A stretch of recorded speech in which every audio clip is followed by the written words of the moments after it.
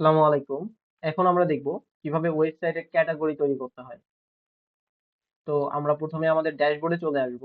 ড্যাশবোর্ডে আসার পরে এখান থেকে প্রোডাক্ট সেকশনের ভিতরে ক্যাটাগরিজ যে সেকশনটা আছে এখানে চলে আসব। এখানে আসার পরে আমাদের বর্তমানে যে ক্যাটাগরি গুলো আছে সেগুলো দেখাচ্ছে। এখানে আমরা ক্রিয়েট বাটনে চাপ দিয়ে নতুন ক্যাটাগরি তৈরি করতে পারবো অথবা এডিট বাটনে চাপ দিয়ে আগের তৈরি করা ক্যাটাগরি গুলো এডিট করতে পারবো। তো আমরা যেহেতু নতুন করতেছি তাহলে আমরা ক্রিয়েট বাটনে চাপ দিব। এখানে আমাদের ক্যাটাগরি নেম দিতে হবে।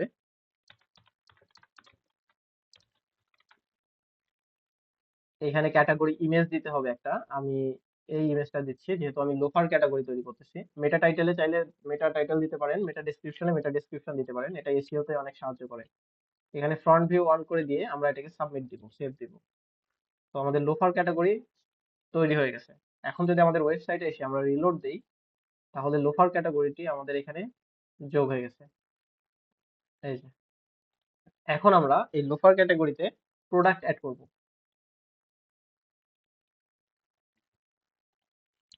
প্রোডাক্ট অ্যাড করার জন্য আমাদেরকে সর্বপ্রথম আসতে হবে প্রোডাক্ট ম্যানেজ। প্রোডাক্ট সেকশন থেকে প্রোডাক্ট ম্যানেজের ভিতরে আসতে হবে।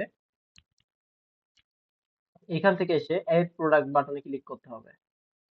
প্রথম ফিল্ডে আমরা প্রোডাক্টের নাম, তারপর প্রোডাক্টের ক্যাটাগরি, প্রোডাক্টের সাব ক্যাটাগরি যদি থাকে তাহলে সেটা, ব্র্যান্ড যদি থাকে তাহলে এখান থেকে ব্র্যান্ড সিলেক্ট করতে হবে।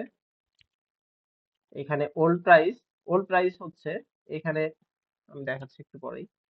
এখানে নিউ প্রাইস, এখানে প্রোডাক্টের স্টক, এখানে ইমেজ। তো আমি এগুলা ফিল আপ করি।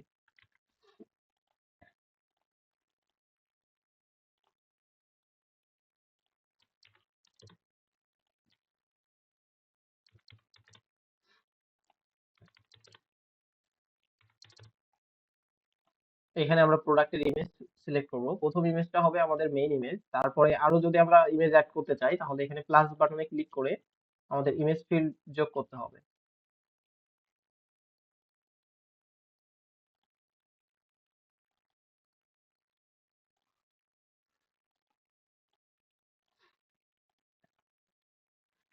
আচ্ছা, এখানে প্রোডাক্টের ইউনিট, এটা যদি পিস হিসেবে বিক্রি হয় তাহলে পিস দিতে পারবেন, যদি কেজি হিসেবে বিক্রি হয় তাহলে কেজি দিতে পারবেন। এখানে প্রোডাক্টের ভিডিও, আপনি যদি এখানে ভিডিও দিতে চান তাহলে ইউটিউবের ভিডিও লিংক এখানে পেস্ট করতে হবে।